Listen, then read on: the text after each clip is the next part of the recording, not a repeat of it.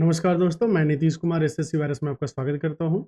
आज की इस वीडियो में हम प्रैक्टिस मॉक का एसएससी सीजीएल टियर 1 जो 2025 में होगा उस पे बेस्ड मॉक 1 का सलूशन करने वाले हैं। इसको लेके एक छोटी सी स्टोरी है। प्रैक्टिस मॉक के बारे में हमें पता नहीं था, तो फिर यूट्यूब पे कमेंट आया कि प्रैक्टिस मॉक का भी सलूशन करवाइए। तो हमें लगा कि जो बाकी के प्लेटफॉर्म है जैसे टेक्स्ट बुक, हॉलीवुड, पंडित, सारबी, इन्हीं यही लोग जो है प्रैक्टिस मॉक करके कोई मॉक टेस्ट निकालते होंगे। लेकिन सेम इंसान ने फिर टेलीग्राम पे मैसेज किया, फिर हमें जाके पता चला कि अरे नहीं, प्रैक्टिस मॉक एक अलग प्लेटफॉर्म है। जब हमने इनके क्वेश्चंस देखे, क्वेश्चन अच्छे थे, तो सोचा क्यों ना सॉल्व किया जाए। बाकी आप रिव्यू दीजिएगा कि क्या ये क्वेश्चंस आपको अच्छे लग रहा है तो फिर इस सीरीज को भी कंटिन्यू किया जाएगा। चलिए शुरुआत करते हैं डिस्कशन की। पहला क्वेश्चन है आपको कि area of sector of a circle जिसका रेडियस है 21 सेंटीमीटर का 308 सेंटीमीटर स्क्वायर है, तो angle subtended by arc at the centre of circle बताना है। तो जो एरिया होता है, एरिया तो हो जाता है आपका पाई आर स्क्वायर थीटा बटा 360 डिग्री। यही होता है आपका एरिया ऑफ सेक्टर, है ना। ये सब फॉर्मूला याद रखना है आपको। तो पाई का वैल्यू 22/7 क्वेश्चन में दे दिया है। आर स्क्वायर मतलब 21 इंटू 21, थीटा तो हमें चाहिए ही, एंड नीचे हो गया 360 डिग्री। एंड इधर जो वैल्यू है कितना आपका 308, 22 से कटेगा क्या, 14 बार में चला गया। तो 7 तिया 21 और 7 तिया 21, 7 दूना 14 और 9 चौका 36, तो थीटा का वैल्यू कितना हो गया 80 डिग्री। इस क्वेश्चन का आंसर आना है ऑप्शन नंबर बी। अच्छा, अब कुछ फॉर्मूले और हैं जो आपको ध्यान रखने हैं इससे रिलेटेड।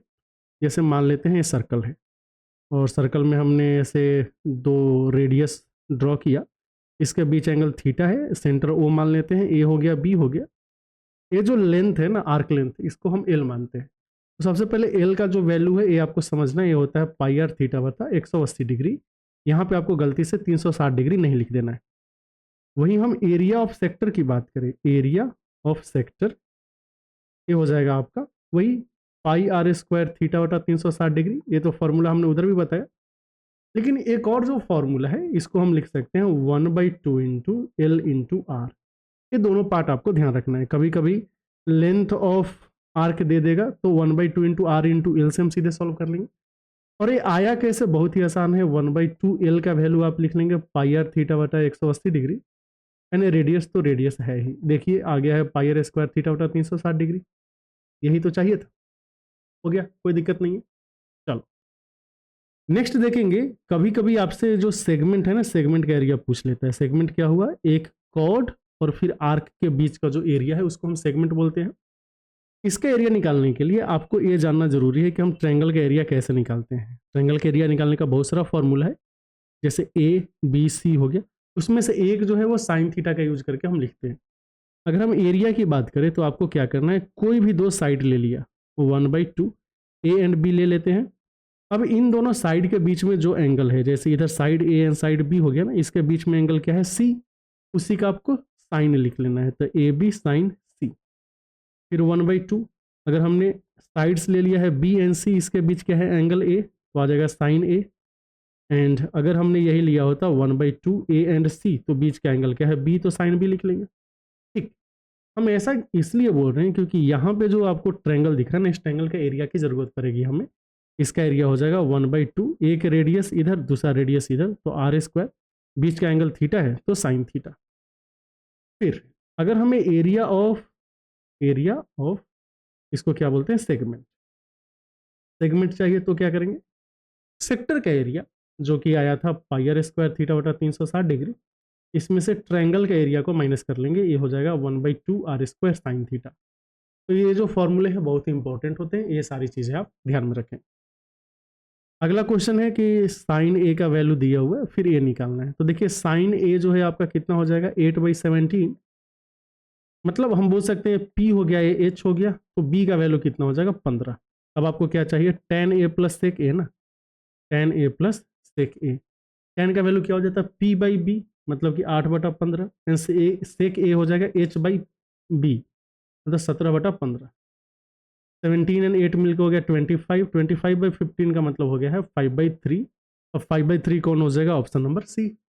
अगला देखेंगे, इसमें है कि एक स्मॉलर टैप है जो आपका टैंक को 2 डेज में फिल कर सकता है, एंड एक लार्जर टैप है जो टैंक को N+5 डेज में फिल कर सकता है। दोनों टैप को ओपन किया गया है। अब टैंक जो है n-3 डेज में फिल हो रहा है, तो हमें बताना time taken by smaller tank to fill the tank क्या होगा। अगर पहली बार एक क्वेश्चन है तो आपको स्किप कर देना है, जब दूसरी बार है तो आपको ट्राई करना है कि क्या हम ऑप्शन का यूज कर पाएंगे। ध्यान से देखिए, आपको चाहिए कि स्मॉलर टैप कितने टाइम में फिल करेगा। स्मॉलर टैप के लिए आंसर क्या है, 2n है। अब जब यहाँ पे आप ऑप्शंस को देखोगे ना तो ऑप्शन में आपको कुछ दिखेगा। देखिए 20 का डबल 40, 15 का डबल 30, मतलब कि अगर हम सॉल्व करने जाते तो जाहिर सी बात है सबसे पहले तो n का वैल्यू निकलेगा, इसलिए क्वेश्चन में दो जगह आपको n का वैल्यू दे दिया है और आपसे पूछा है 2n का वैल्यू, तो जल्दीबाजी में आप n का वैल्यू ही टिक कर देते, लेकिन हमें 2n का वैल्यू दिया हुआ था। तो जब हम ऑप्शन के थ्रू क्वेश्चन को सॉल्व करने जाएंगे कोई दिक्कत नहीं है, यहाँ पे आप 2n वाला सेलेक्ट करके चलेंगे। जैसे 2n का एक बार 30 सेलेक्ट करेंगे, 2n को एक बार 40 सेलेक्ट करेंगे, फिर मैच करके देखेंगे, मैच कर गया तो अच्छी बात है, अदरवाइज जो मेथड है उसका सॉल्व करना ही है। तो जैसे अगर हमने पहले ऑप्शन को सही माना तो 2n का वैल्यू 30 डेज हो जाएगा, n का वैल्यू कितना आ गया 15।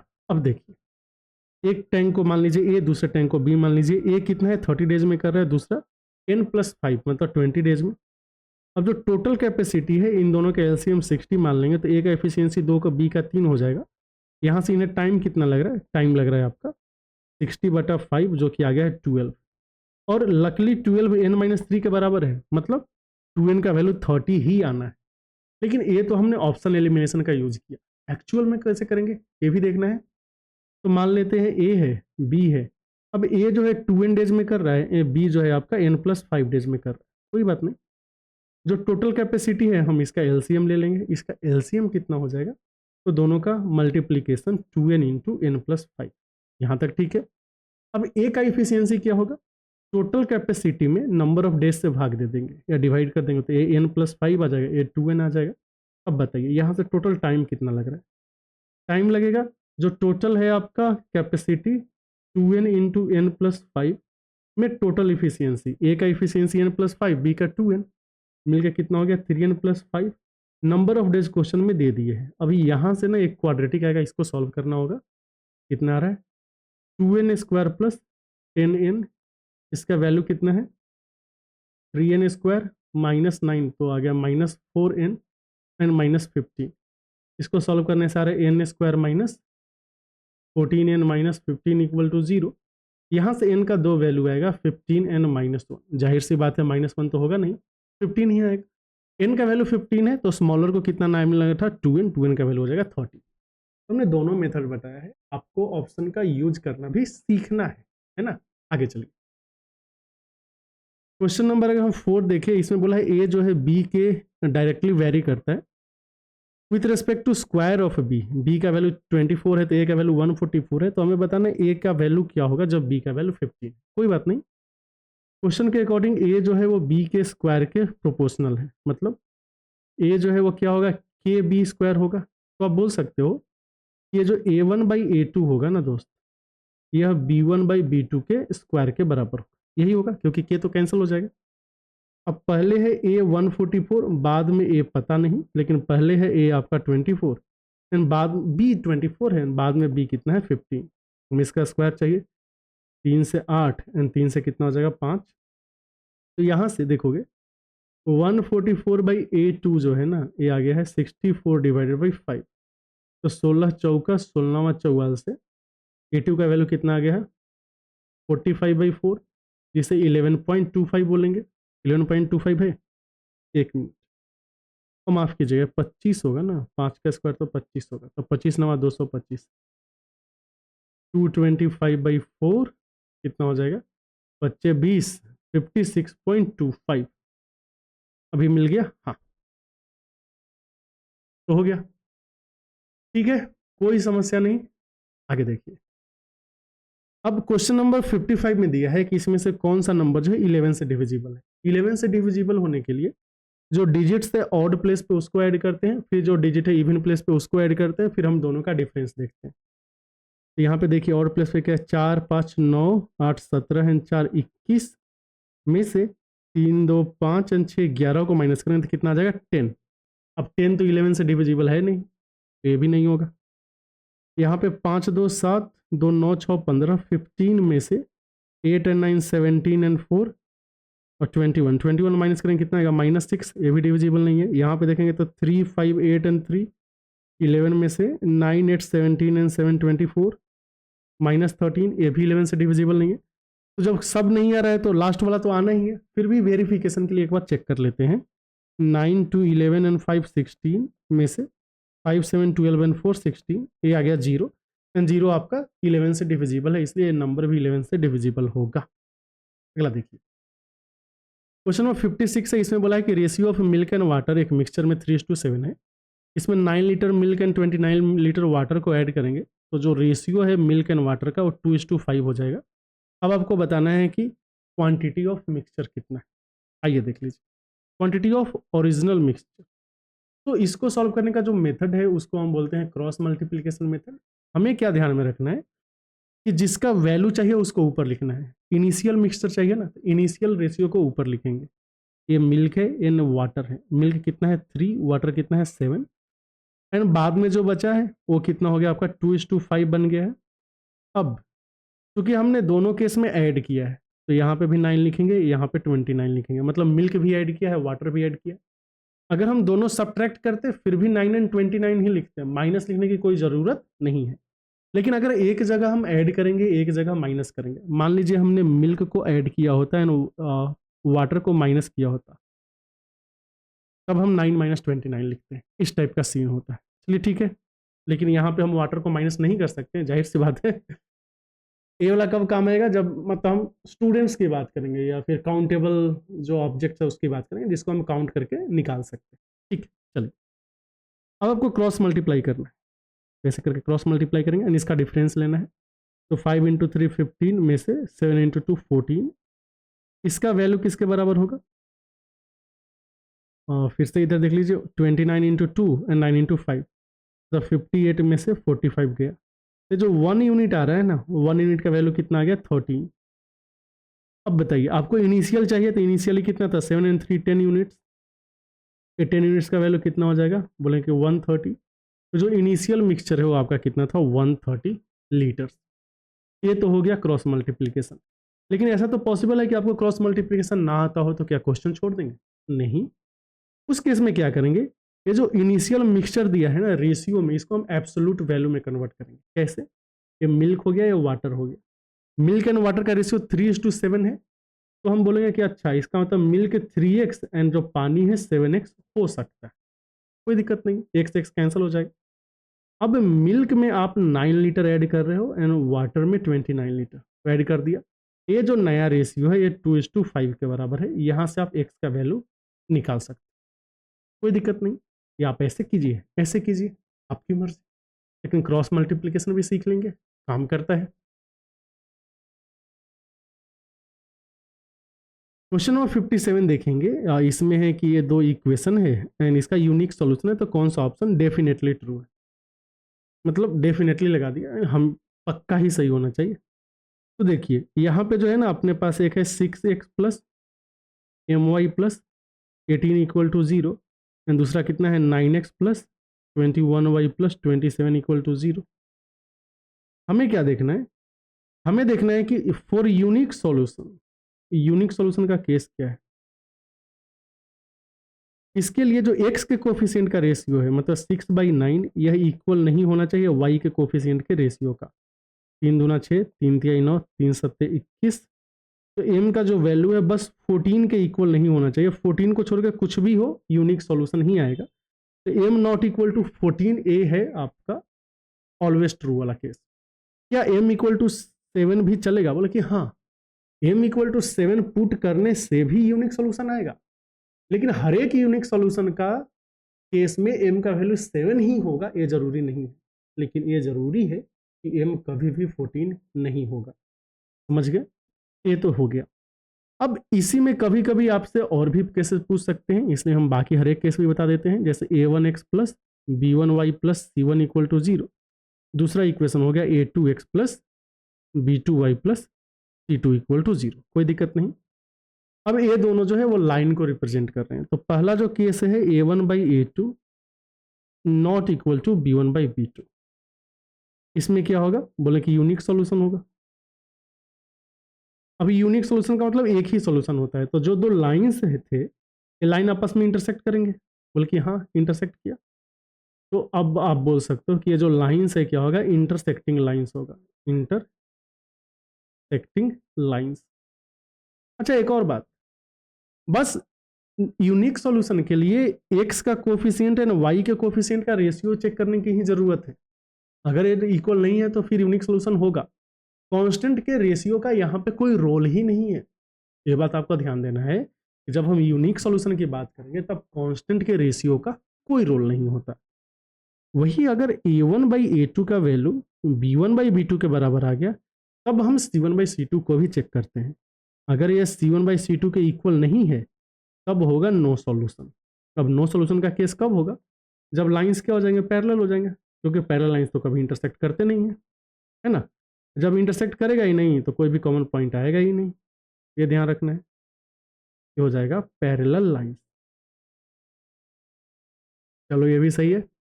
अब जो थर्ड है कि क्या होगा अगर a1/a2 जो b1/b2 के बराबर है ये c1/c2 के बराबर भी हो जाए। अब तो भैया इनफाइनाइट सॉल्यूशन होगा, एंड चूंकि इनफाइनाइट कोई नंबर नहीं है इसलिए हम इनफाइनाइटली मेनी बोलते हैं। एंड इसमें क्या हो जाएगा, दोनों लाइन एक ही हो जाएगा, तो इसको हम बोलते हैं कोइंसिडेंट लाइंस, कोइंसिडेंट लाइंस। समझ गए। चलिए अगला पे चलते हैं। ये क्वेश्चन नंबर 58 एंड 58 में क्या दिया हुआ है कि हमें वॉल्यूम ऑफ हेमिस्फीयर बताना जिसका रेडियस 25% कम है, स्क्वायर के साइड से जिसका पेरीमीटर है 160। स्क्वायर का पेरीमीटर होता है 4a, 4a का वैल्यू कितना है 160 सेंटीमीटर, ए का वैल्यू कितना हो जाएगा 40 सेंटीमीटर। अब जो रेडियस है इससे कितना है 25% कम है, तो रेडियस हो जाएगा 40 का 3/4, 3/4 का मतलब हो गया 30 सेंटीमीटर। समझ गए। अब आपको रेडियस पता चल गया, हमें क्या निकालना है, वॉल्यूम हेमिस्फीयर है तो वॉल्यूम हो जाएगा 2/3, पाई का मतलब 3.14 एंड आर क्यूब मतलब 30 × 900, ये 3 से 10 बार में चला जाएगा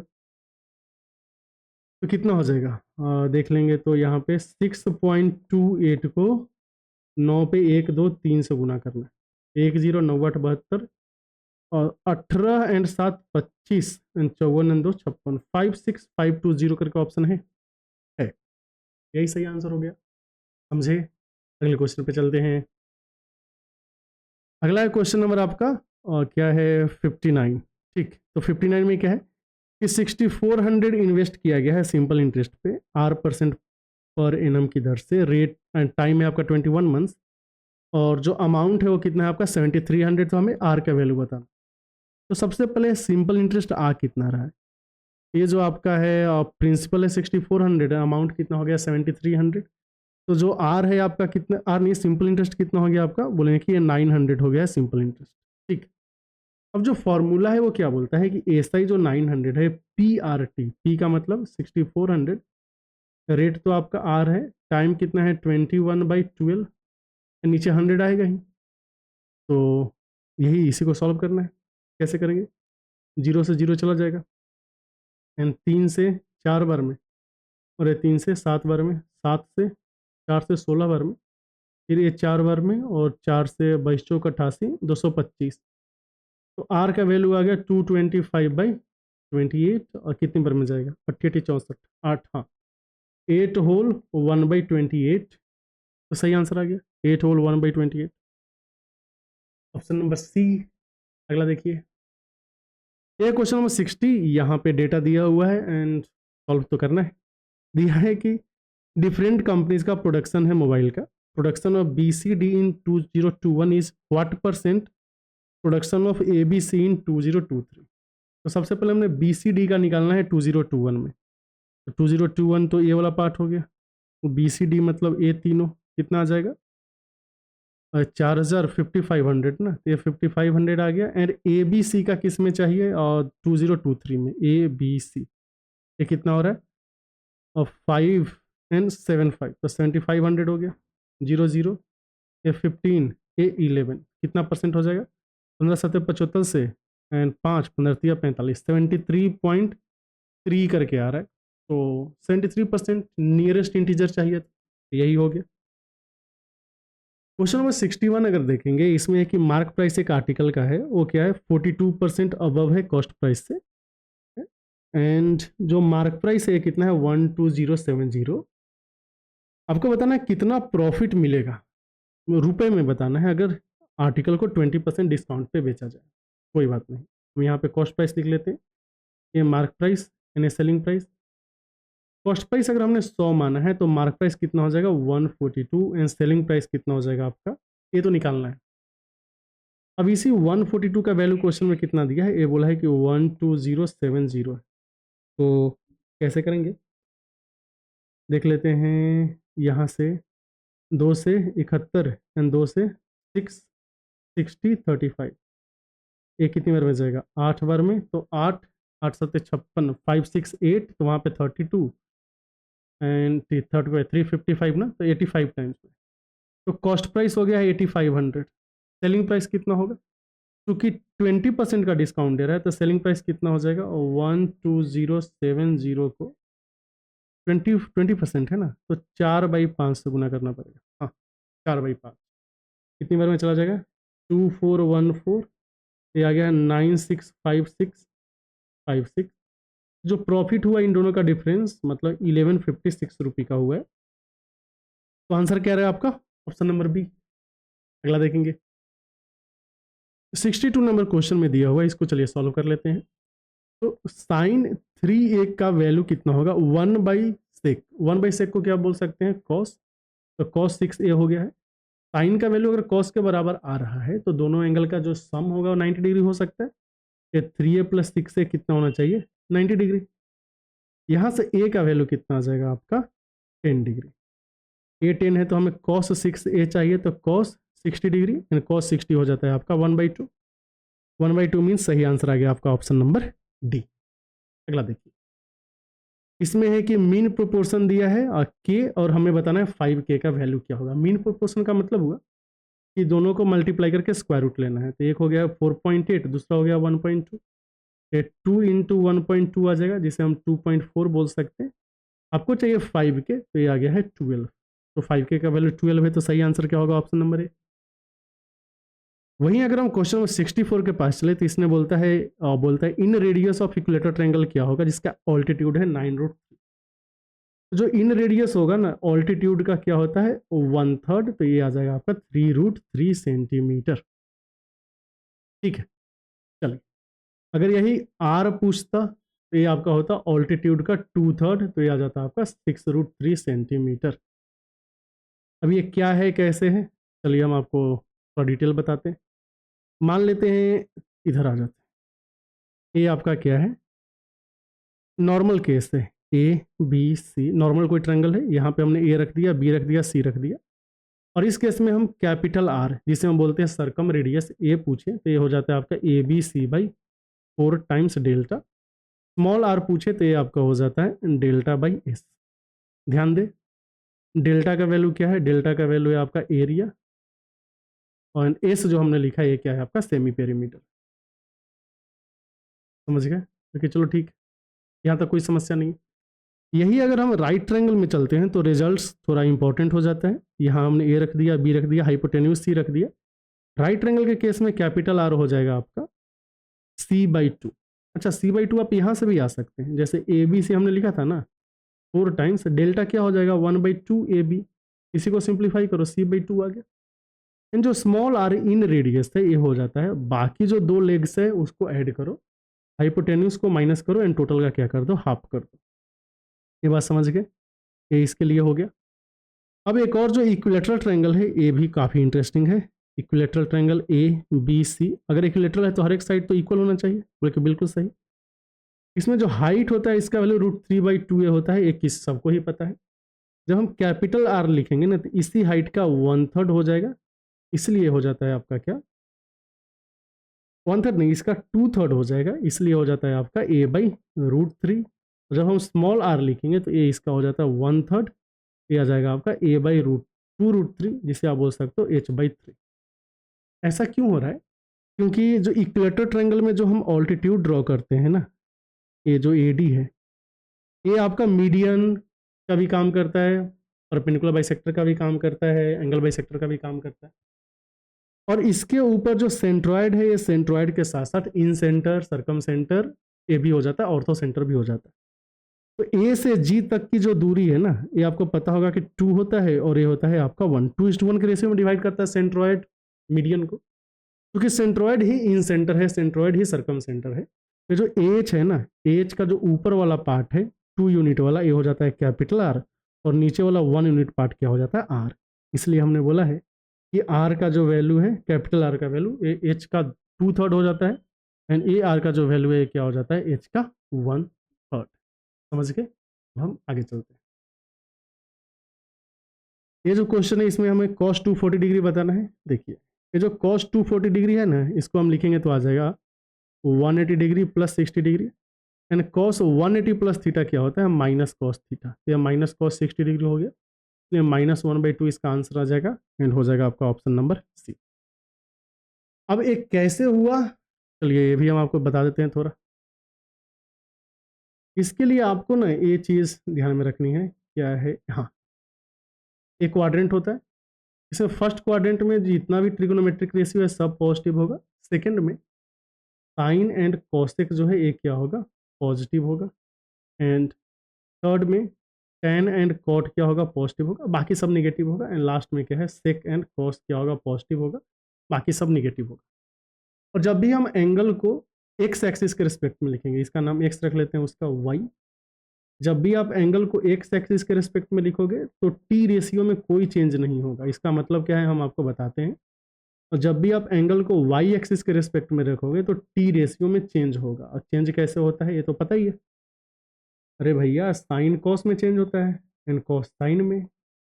टेन किस में चेंज होता है, कॉट में, एंड कॉट किस में चेंज होगा, टेन में।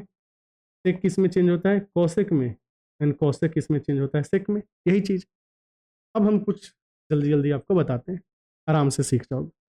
जैसे हमने बोला कि टेन 90 डिग्री प्लस थीटा क्या होगा। सबसे पहले बताओ, ये जो आपने लिखा है ना 90 डिग्री, 90 डिग्री कहाँ पे आएगा, ये देखो 90 डिग्री यहाँ गया, मतलब वाई एक्सिस पे आया।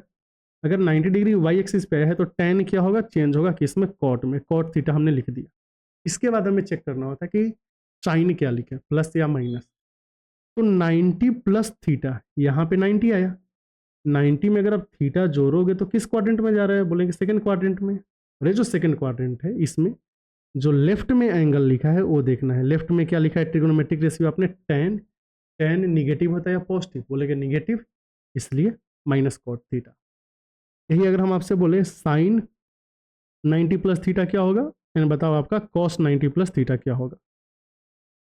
साइन तो कॉस में चेंज होगा, कोई दिक्कत नहीं, क्यों, क्योंकि 90 डिग्री वाई एक्सिस पे आ रहा है, और कॉस साइन में चेंज होगा, इसमें भी कोई दिक्कत नहीं।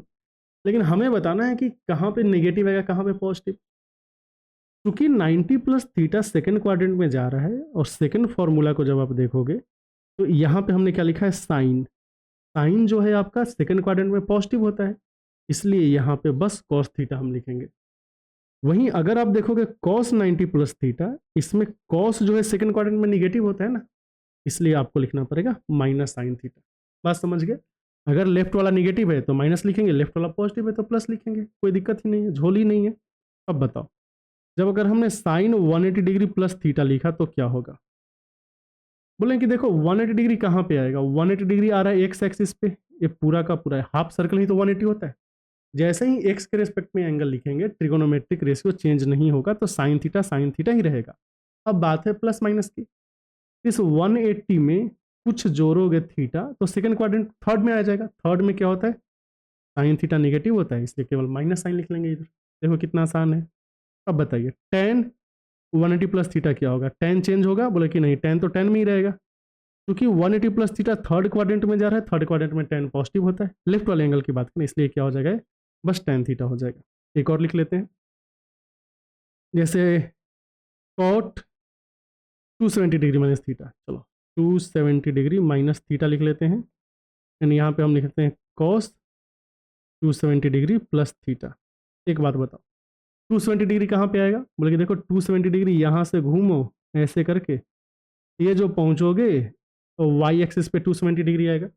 तो जैसे ही आपने एंगल में वाई एक्सिस को इंक्लूड किया, चेंज होगा, तो कॉट 10 में चेंज हो जाएगा। अब बताओ 270 में से कुछ माइनस कर रहे हो तो थर्ड क्वाड्रेंट में ही रहेगा। थर्ड क्वाड्रेंट में कॉट क्या होता है, पॉजिटिव, इसलिए केवल tan थीटा होगा। कॉस 270 प्लस थीटा क्या होगा, साइन थीटा होगा।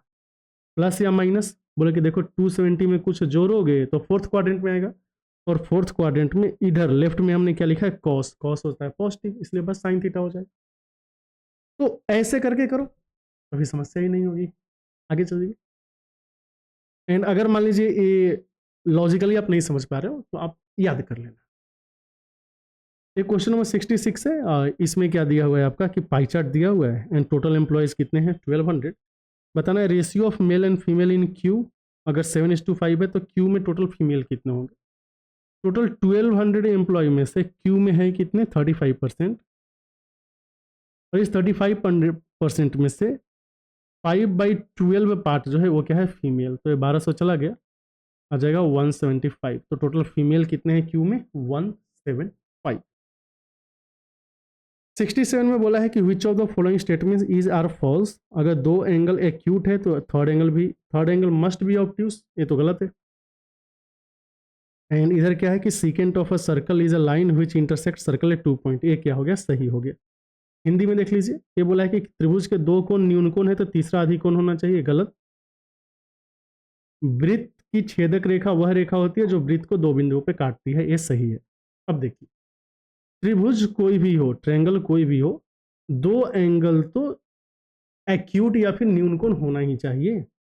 अब थर्ड एंगल भी न्यून कोण हो सकता है, इसमें कोई बड़ी बात नहीं है। जैसे हमने 70 ले लिया तो कितना हो गया 100, एंड ए कितना हो जाएगा आपका 80 डिग्री। दो न्यून कोण था, तीसरा न्यून कोण हो गया।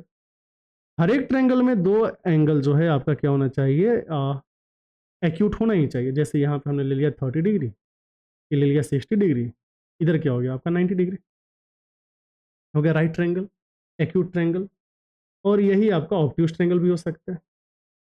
ये जैसे हमने ले लिया 20 डिग्री और ये ले लिया हमने 30 डिग्री, तो 50 हो गया। यहाँ पे कितना हो जाएगा आपका 130 डिग्री।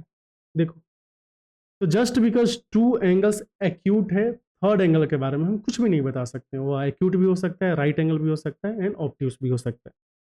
दूसरे पॉइंट पे आते हैं। दूसरा में क्या था, एक सर्कल था, तो हमें सर्कल मान लिया है।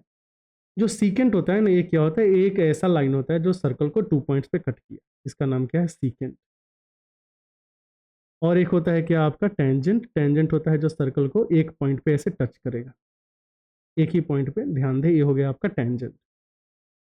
अब एक और चीज होता है कॉर्ड। कॉर्ड क्या है आपका, सर्कल के ऊपर कोई भी दो पॉइंट लो और इन दोनों पॉइंट को अगर आपने ज्वाइन कर दिया, इससे जो लाइन सेगमेंट बना, ये क्या हो गया, कॉर्ड। ध्यान दे, कॉर्ड जो होता है ये सीकेंट का एक पार्ट हो सकता है। जैसे ये वाला जो पार्ट है ना, यहाँ से यहाँ तक, ये क्या है, कॉर्ड। तो समझ गए। तो सीकेंट क्या होगा, या इसे छेदक रेखा बोलते हैं, यह सर्कल को दो पार्ट पे कट करेगा। हमें चाहिए था कौन सा स्टेटमेंट रॉन्ग है, तो पहला वाला स्टेटमेंट क्या है, रॉन्ग है, तो आ जाएगा आपका ओनली 1। 68 में दिया हुआ है एंड हमें 3xy चाहिए। बहुत ही पॉपुलर रिजल्ट है। ये आपको ध्यान रखना होता है कि 1+m² + m⁴ जो है ना, इसका जो अगर हम फैक्टर्स पूछें तो फैक्टर्स हो जाएगा आपका, एक होता है m² + m+1 एंड दूसरा हो जाता है m² - m+1। बहुत ही इंपॉर्टेंट है, ये रिजल्ट याद रखें। एंड इसी का एक स्पेशल केस में, या फिर ऐसे लिख सकते हैं x⁴ + x² y² + y⁴, ये भी लिख सकते हैं। अभी इसको जब आप फैक्टराइज करोगे ना, तो आपको मिलेगा x² + xy + y² एक फैक्टर, एंड दूसरा फैक्टर आएगा x² - xy + y²। समझ गया। क्वेश्चन में क्या दिया है कि ये जो पार्ट है ये 216 है, एंड इसका पार्ट m रख लेते हैं। ये वाला पार्ट कितना दिया है, 12। m का वैल्यू कितना हो गया, 12 एक बार में, 12 8 96, 12 12 96, हाँ 18 हो गया। समझ गए। तो x² + xy + y² का वैल्यू कितना है, 18, एंड x² - xy + y² कितना है आपका, 12। हमें 3xy चाहिए, तो a1 है, a2, 2 - 1 कर देते हैं। तो जैसे ही हमने 2 - 1 परफॉर्म किया, आ जाएगा आपका 2xy का वैल्यू कितना है, 6, xy हो गया है 3, तो 3xy कितना हो जाएगा, 9। आंसर क्या रहा है, 9, जो कि है ऑप्शन नंबर सी। अगला देखिए, ये क्वेश्चन नंबर 69। इसमें है कि time taken by A and B एक एम्प्टी टैंक को 17.5 10 मिनट्स में फिल कर सकता है। तो बताना है दोनों मिलकर टैंक को कितने देर में फिल करेगा। बहुत ही ट्रेडिशनल क्वेश्चन हो गया, ए एंड बी हो गया है। ए इसको 35/2 मिनट्स में एंड बी इसको 10 मिनट्स में फिल करेगा। चलो, अगर हम टोटल कैपेसिटी दोनों का एलसीएम 70 जूम कर ले तो इसका इफिशियंसी 4 इसका 7 हो जाएगा। तो जो टाइम लग रहा है कितना होगा, 70 यूनिट फिल करना है 11 के, तो 11 6 4/11, 6 4/11 ऑप्शन है ऑप्शन नंबर ए। अगला देखेंगे, क्वेश्चन नंबर 70 है। इसमें हमें बताना है कि ए एंड बी का क्या वैल्यूज होगा जो इसको सेटिस्फाई करेगा। तो वैल्यू पुट करके देख लेंगे। ए का वैल्यू 6 एंड बी का वैल्यू -8 कर रखेंगे तो आएगा 9 6 54, नहीं निगेटिव आ रहा है, -8 8 9 72, ये भी नहीं आएगा, 8 -6, हाँ ए आ रहा है। तो पहले में 8 एंड -6 पुट करेंगे तो कितना आ जाएगा, 72 - 42 = 30। यहाँ पे देखेंगे तो 42 32 माफ कीजिएगा, 8 × 4 32 होता है एंड +30 62।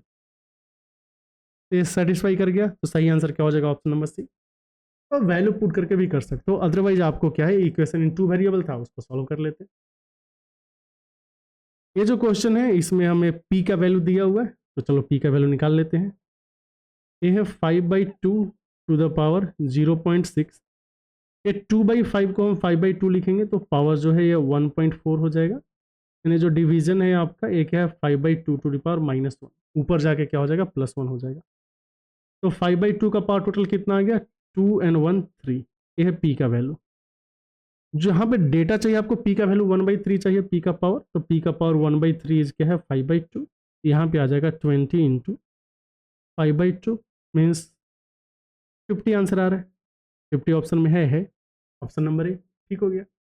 अगला देखेंगे, यह 72। इसमें बोला है कि वीरू एंड विशाल ने बिजनेस स्टार्ट किया है एक साथ। वीरू का इन्वेस्टमेंट है 10,800 एंड विशाल ने 9 मंथ्स के बाद बिजनेस छोड़ दिया है। ईयर के एंड में अगर प्रॉफिट का रेशियो 4:5 है वीरू एंड विशाल के, तो बताना विशाल का इन्वेस्टमेंट कितना था। ठीक, अब ये देखिए, ये है वीरू यानी हो गया है विशाल। अगर देखें तो वीरू ने 10,800 को 12 मंथ्स के लिए रखा एंड विशाल ने जो भी इन्वेस्टमेंट किया है इसको मात्र 9 मंथ्स के लिए रखा है। तो हम ये बोल सकते हैं कि 9 के लिए रखा है, तो 9 से 12 बार में, तो ये 14400 ⁻x कितना हो रहा है, मतलब ये प्रॉफिट का रेशियो हो गया। अब क्वेश्चन में बोला है कि जो प्रॉफिट है ना दोस्त, ये 4:1 के रेशियो में डिवाइड होगा, तो चलो ये भी सही है। ये 4 का वैल्यू कितना दिया है, कितना दिया है, तो कितना से गुना करना पड़ रहा है, 3600 से गुना करना पड़ रहा है। तो यहाँ से भी 3600 से गुना कर लेंगे, कितना आ जाएगा, x का वैल्यू 180 पे 00।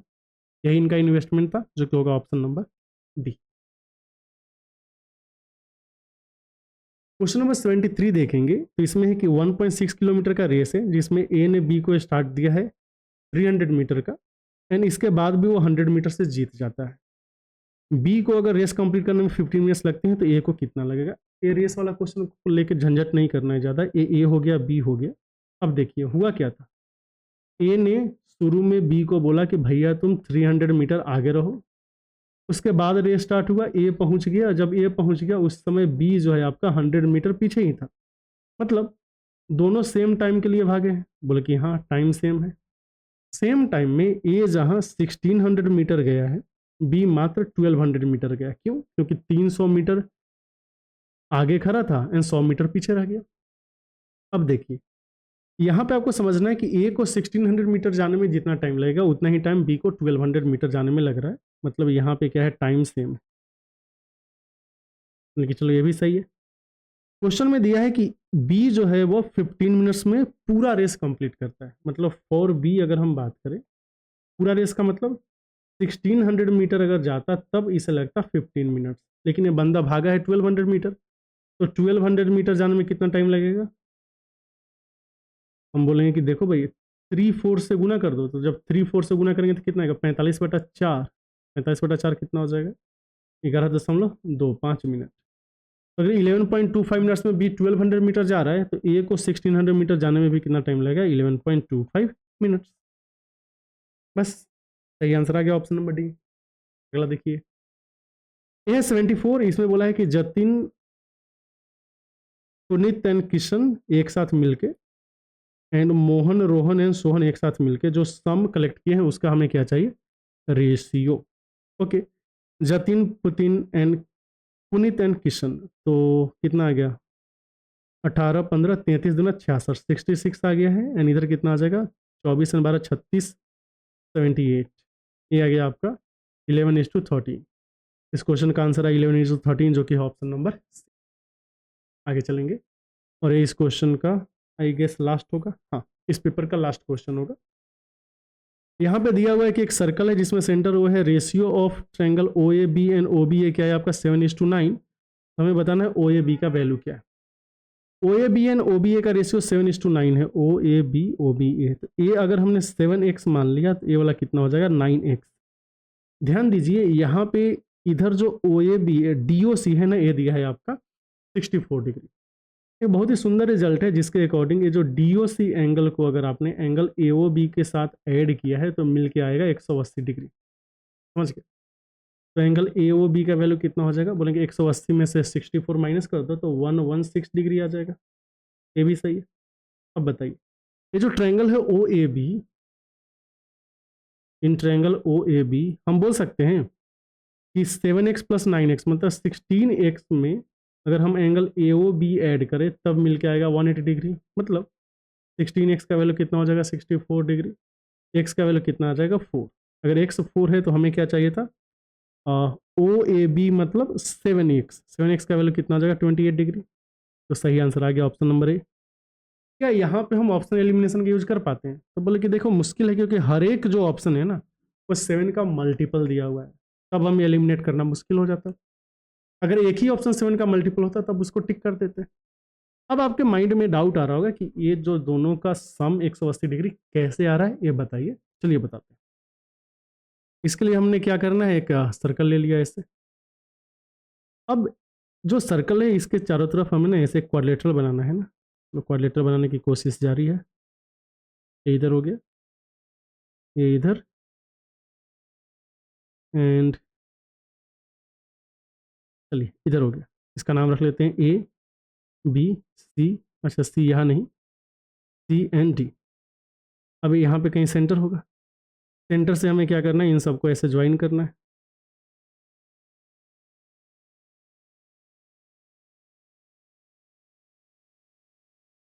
एक मिनट, ये वाला क्या हो गया ओ, समझ गए।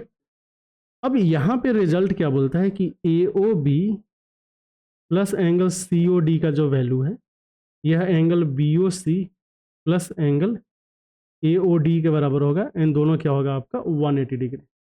समझ गए। ये कब होगा, जब क्वाड्रिलेटरल है, सर्कल को क्या होना चाहिए, ऐसे टच करना चाहिए, हर एक साइड जो है टच करना चाहिए। अब इसके पीछे का जो लॉजिक है वो यहाँ से आता है कि अगर मान लीजिए आपके पास एक सर्कल है, यानी बाहर से हमने क्या किया, दो टेंजेंट ड्रॉ कर लिया ऐसे।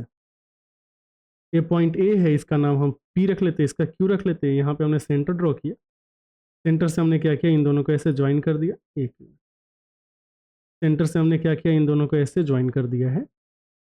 अब देखिए जो सेंटर एंड ये जो पॉइंट था बाहर, इन दोनों को अगर आपने ऐसे कनेक्ट किया तो यह टेंजेंट के बीच के एंगल को तो बाइसेक्ट करेगा ही, साथ में जो सेंटर पे एंगल बना है ना इसको भी बाइसेक्ट करेगा।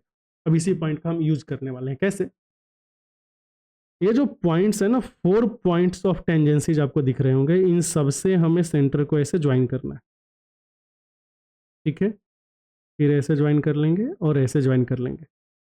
अब देखिए यहाँ पे अगर हम एक क्लेम करें कि ये देखो, ये एक्सटर्नल पॉइंट से दो टेंजेंट हमने ड्रॉ किया है और ये टेंजेंट एंड सेंटर को हमने ज्वाइन किया, तो यहाँ का एंगल यहाँ का एंगल इक्वल होगा, तो आपको कोई डाउट नहीं होना चाहिए। तो हम यही बोलेंगे कि ए अल्फ़ा होगा तो ये भी अल्फ़ा होगा। फिर यहाँ पे जो एंगल बीटा है तो ये भी बीटा होगा। नेक्स्ट ये वाला एंगल गामा है तो ये भी क्या होगा, गामा होगा। एक और ये वाला एंगल क्या है, डेल्टा, तो ये भी क्या हो जाएगा, डेल्टा। अगर आप सबको जोड़ोगे तो देखो अल्फ़ा 2 बार आया है, तो 2 times alpha plus beta plus gamma plus delta सब दो बार आया है, मिलकर कितना होगा 360 डिग्री। यही alpha plus beta plus gamma plus delta कितना हो रहा है 180 डिग्री। यही तो बोल रहे थे। अगर हम अल्फा प्लस बीटा को देखें तो यहाँ से क्या आ जाएगा, alpha plus beta plus gamma plus delta है ना। तो देख लीजिए angle A O B plus angle C O D, ये alpha plus beta plus gamma plus delta आ गया। और यही अगर आप B O C and angle A O D को कनेक्ट करोगे तो भी सेम ही आएगा, और ये मिलके कितना आ रहा है 180 डिग्री। ये रिजल्ट सुंदर है, ये आप इसको ध्यान में रखें। तो इसी के साथ जो प्रैक्टिस मॉक 1 था एसएससी सीजीएल टीयर 1 2025 से रिलेटेड, उसका सोल्यूशन होता है समाप्त। आपको कैसा लगा जरूर बताइए। फायदा पहुंच रहा है तो फिर वीडियो को शेयर जरूर कीजिए, चैनल को भी शेयर कीजिए। फिर मिलते हैं अगले वीडियो में, तब तक के लिए आपका बहुत बहुत धन्यवाद।